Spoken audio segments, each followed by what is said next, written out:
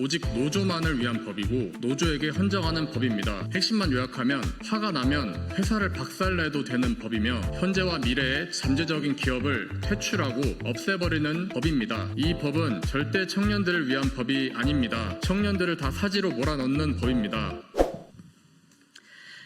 네, 국민의힘 조배수건입니다.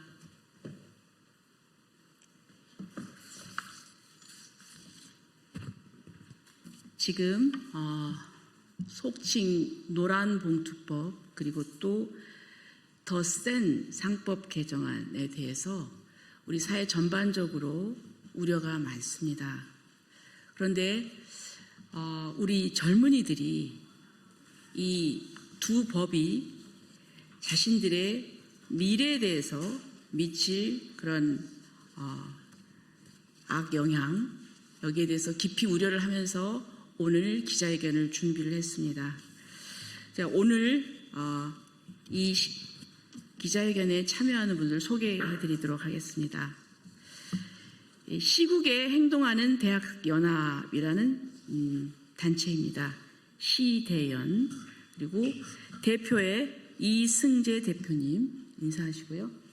그리고 또 대외협력팀장인 황승환 팀장님 그리고 이운찬 조직강화본부장님 그리고 이승민 전략기획본부장님 그리고 이세욱 김미강 진우찬 회원님 같이 인사하십시오.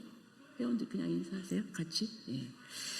자, 그래서 이분들은 현재 다 대학에 재학 중이거나 대학원에 재학 중이신 분들 그리고 바로 최근에 대학원을 졸업하신 분들입니다. 그러면 이제 이승재 대표님께서 먼저 성명서를 낭독해 주시기로 하겠습니다.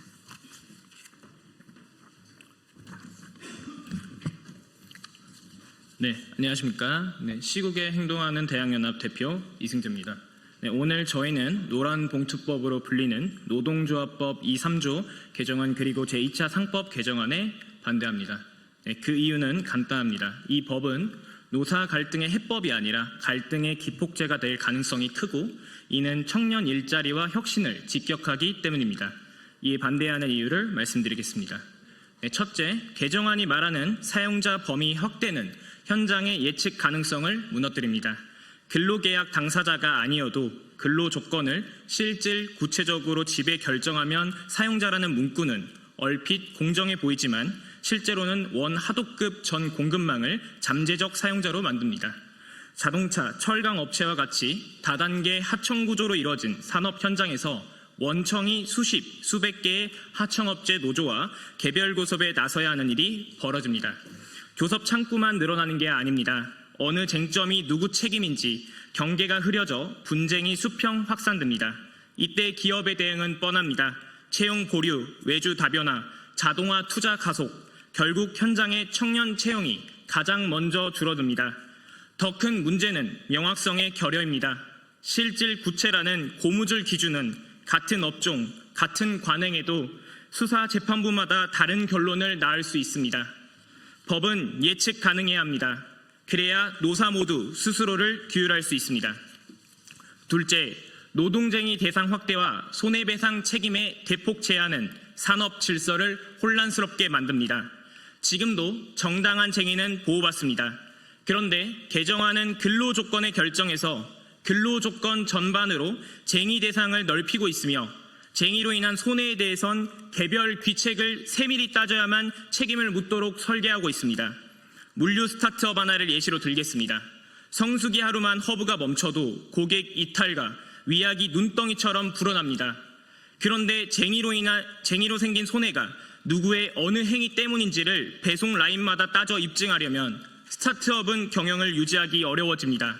다음 분기 채용 공고는 사라지고 인턴 포지션부터 없어질 겁니다.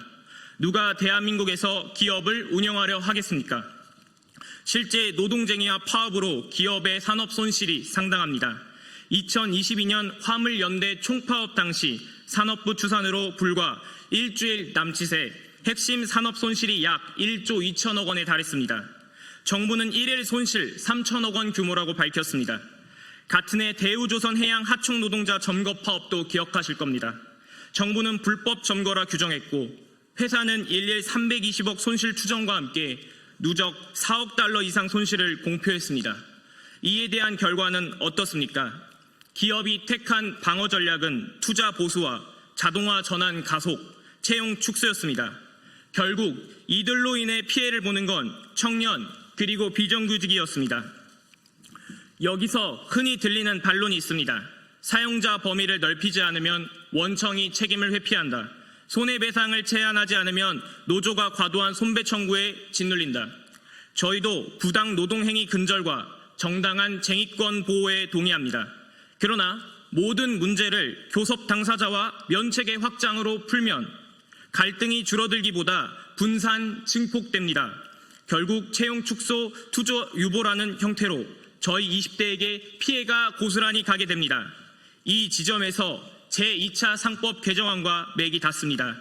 이사 책임과 주주권을 폭넓게 확장하는 방향이 소송 리스크와 준법 비용을 키워 혁신 투자와 신규 채용을 위축시킬 수 있다는 지적이 이미 나오고 있습니다. 노란 봉투법이 노사 리스크, 상법 개정이 지배구조 리스크를 동시에 키운다면 기업의 합리적 선택은 명확합니다. 이 타격은 가장 고용 문턱이 낮은 청년에게 먼저 옵니다. 우리는 무엇을 요구하느냐고요? 반대만을 위한 반대가 아닙니다. 분명한 대안을 제시하겠습니다. 원청 사용자성 요건을 엄격히 한정하십시오. 지배 결정이라는 추상어가 아니라 지휘 명령의 연속성, 인사임금 직접 개입, 경제적 종속성과 같은 객관 요건을 법문에 명시해야 합니다. 노동쟁의 대상의 외연을 재조정하십시오.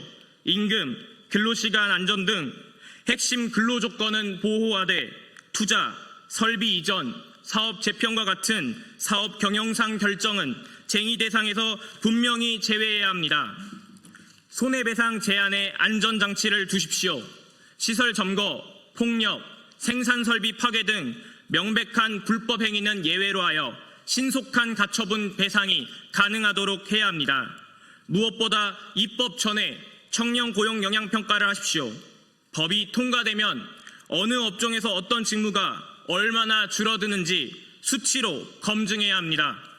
올해 들어 15-29세 취업자 수가 전년 대비 15만 8천 명 감소, 2022년 11월 이후 33개월 연속 감소하고 있다는 보도가 나왔습니다.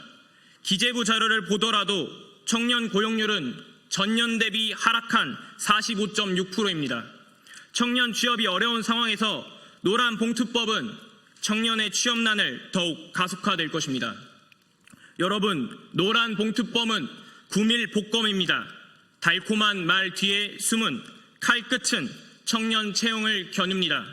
대학생분들 고스펙을 쌓고 취직을 위해 열심히 준비해도 기업이 채용을 하지 않으면 말짱 도루묵입니다.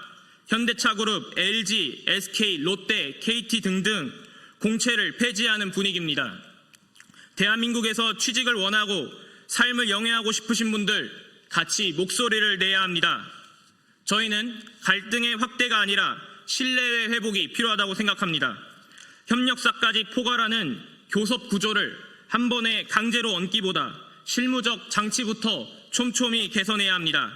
그 길만이 청년의 일자리와 산업의 혁신을 동시에 지키는 길입니다. 노란봉투법 개정안의 전면 재검토를 요청드립니다. 우리는 청년의 내일을 기준으로 법과 제도의 균형을 요구합니다. 경청해 주셔서 감사합니다.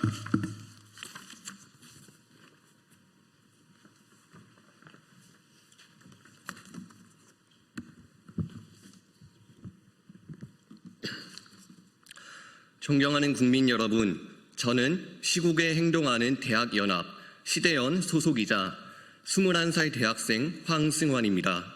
저는 오늘 21일 본회의 표결이 예정된 노동조합 및 노동관계조정법 일부 개정 법률안 일명 노란봉투법과 2차 상법 개정안에 대하여 대학생 청년으로서 해당 법안들로 발생하게 될 국가적 손실과 위기에 심각한 우려를 표하며 반대의 목소리를 내고자 호소하는 심정으로 이 자리에 섰습니다.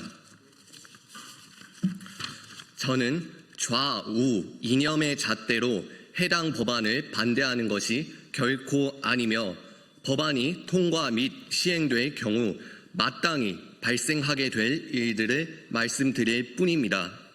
저는 노란봉투법을 강력히 반대합니다. 노란봉투법은 표면적으로는 노동자의 권리, 교섭권, 노동 3권 등을 철저히 보장하여 노동자 권익 증진, 아름다운 노사 문화 조성처럼 보일지 모르나 실상은 기업 경영 위축으로 국가 경제 손실 및 경쟁력 약화 등 가뜩이나 어려운 경제 속에 각종 악재에 빠지게 됩니다. 현재도 자신의 관점에서 타협점이 보이지 않으면 파업부터 돌입하는 일부 집단에게 파업을 합법화시키는 것으로도 모자라 파업을 조장하고 파업에 따른 손실을 오롯이 기업이 배상하도록 합니다. 결과적으로 기업 활동은 위축, 우리나라의 기업과 인재는 모두 해외로 유출되고 일자리는 줄어들며 국가 경제에 손실을 안겨줄 것은 자명한 일입니다. 노란봉투법이 통과될 경우 주한 유럽상공회의소와 주한 미국상공회의소는 한국 시장에서의 철수 및 투자에 영향을 줄 수 있다는 의견을 내비치기도 하였습니다. 또한 경제계에서도 18일 어제 긴급 기자회견을 개최하여 노란봉투법 시행에 대한 우려 표명과 함께 1년 유예를 호소하였습니다. 더불어 개정안에 나와 있는 사용자 범위 확대 시 발생하게 될 현상, 원청인 기업이 하청의 모든 교섭을 대응해야 하는 상황에 대해 이는 현실적으로 불가능하며 결국 우리나라 기업 경영의 위축과 치열한 글로벌 시장 경쟁에서 경쟁력은 고사하고 정상적인 기업 경영 활동마저 어려워질 수 있음을 이야기했습니다. 국내외에서도 노란봉투법 시행에 대해 많은 우려를 표하고 있고 경제계에서도 원천 반대가 아닌 1년간 유예, 면밀한 검토 후 시행 등 대안을 제시하고 있음에도 정부, 여당이 이렇게까지 해당 법안을 밀어붙여야만 하는 것인지 의문입니다. 제 주변의 친구들, 대학생, 청년들을 보면 방학임에도 이 떼약볕에서도 각종 대외 활동을 비롯한 자격증, 토익 공부 등 취업을 위해 고군분투하고 있습니다. 만약 노란봉투법이 시행되어 기업이 위축되고 해외로 유출되면 우리 세대의 일자리는 줄어들게 됩니다. 정치적 이념 문제가 아닌 현실입니다. 이러한 배경들로 저는 다시 한번 노란봉투법을 강력히 반대합니다. 부디 정부 여당 관계자분들께서는 노란봉투법을 재고해 주실 것을 간곡히 바라며 야당에서도 우리와 함께 목소리 내주실 것을 호소드립니다. 감사합니다.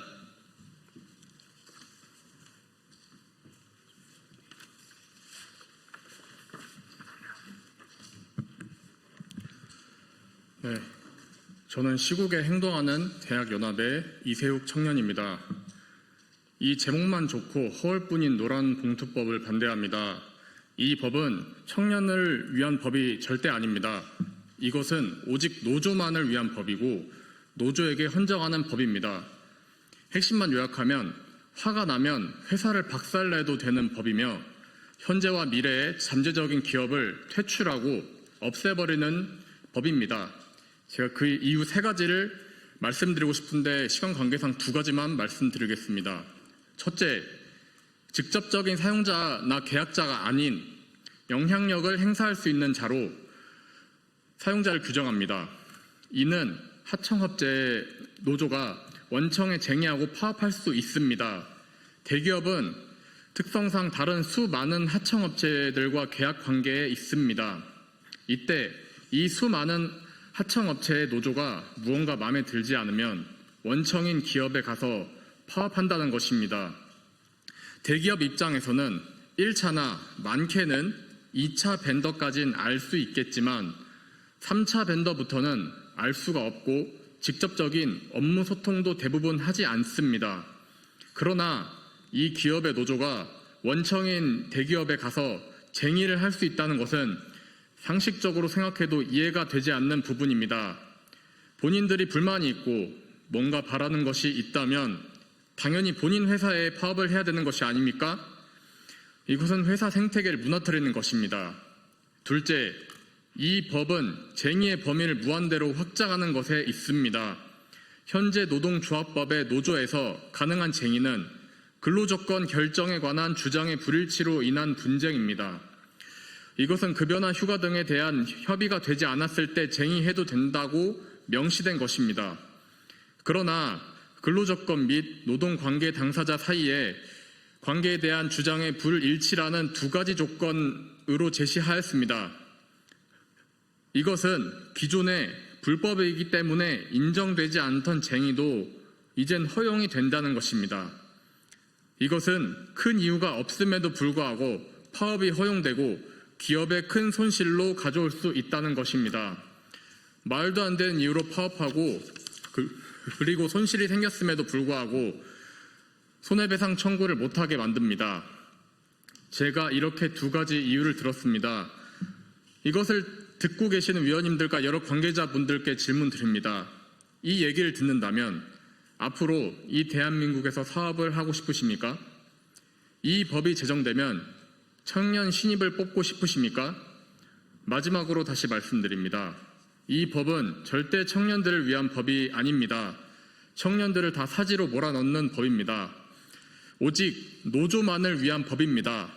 이 나라를 위해 열심히 일하시고 그리고 지금도 고생해 주시는 위원님들과 그리고 국회에서 일하시는 모든 분들께 부탁드립니다. 대한민국의 다음 세대인 청년들을 위해 친기업적이고 기업이 더 많은 투자를 할 수 있는 환경을 만들어서 더 많은 청년들에게 기회를 주는 환경을 만들어 주시길 간곡히 부탁드립니다. 감사합니다.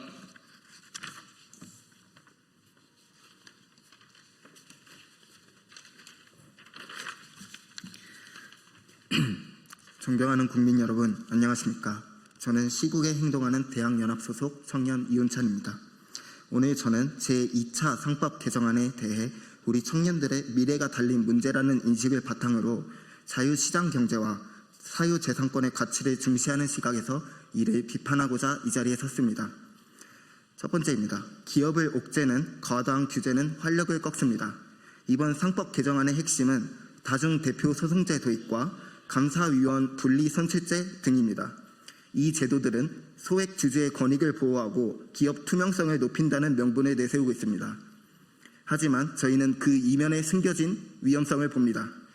이는 기업의 경영활동에 대한 과도한 정부와 외부 세력의 간섭을 허용하여 기업의 활력을 꺾는 결과를 초래할 수 있습니다. 시장 경제에서 기업은 자유로운 경쟁과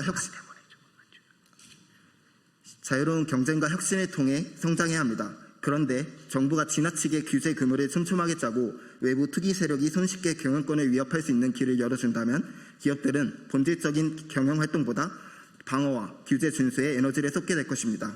이는 결국 기업의 경쟁력을 떨어뜨리고 장기적으로 우리 경제 전체의 성장 동력을 약화시킬 것입니다. 두 번째로 청년의 미래는 규제가 아닌 성장에 달려 있습니다. 우리 청년들은 규제를 통한 분배보다 성장을 통한 기회를 더 원합니다. 좋은 일자리는 기업이 자유롭게 투자하고 과감하게 혁신할 때 창출됩니다. 상법 개정안은 기업의 투자와 혁신을 위축시켜 좋은 일자리를 만드는 대신 취업의 문을 더욱 좁게 만듭니다. 경영권이 흔들리고 외부의 공격에 취약해진 기업은 미래를 위한 과감한 투자를 망설일 수밖에 없습니다. 미래 먹거리를 위한 R&D 투자, 신기술 개발, 그리고 가장 중요한 신규 채용에 소극적으로 변할 것입니다. 이는 불안정한 고용시장에 내몰린 우리 청년들에게 더 큰 좌절감으로 다가올 것입니다. 마지막으로 이번 제2차 상법 개정안은 대한민국 경제를 후퇴시킬 것입니다. 자유시장 경제의 가장 중요한 두 축은 사유재산권 보호와 기업 경영의 자유입니다. 상법 개정안은 이 두 가지 근본적인 가치를 뒤흔들 수 있습니다. 특히 글로벌 투자자들은 법적, 제도적 예측 가능성과 경영의 안정성을 매우 중요하게 생각합니다. 대한민국이 기업의 경영권을 법으로 위협하는 선례를 만든다면 이는 곧 해외 자본의 이탈과 외국인 투자 감소로 이어질 수 있습니다. 우리 청년들은 해외로 나가는 기업과 투자를 보면서 절망하고 싶지 않습니다. 규제를 풀어 기업이 자유롭게 뛰놀게 하고 그 성장의 과실이 청년들의 더 많은 기회와 일자리로 이어지는 사회를 원합니다. 결론적으로 제2차 상법 개정안은 기업의 활력을 꺾고 투자 위축을 가져와 궁극적으로 우리 청년들의 미래를 어둡게 만들 것입니다.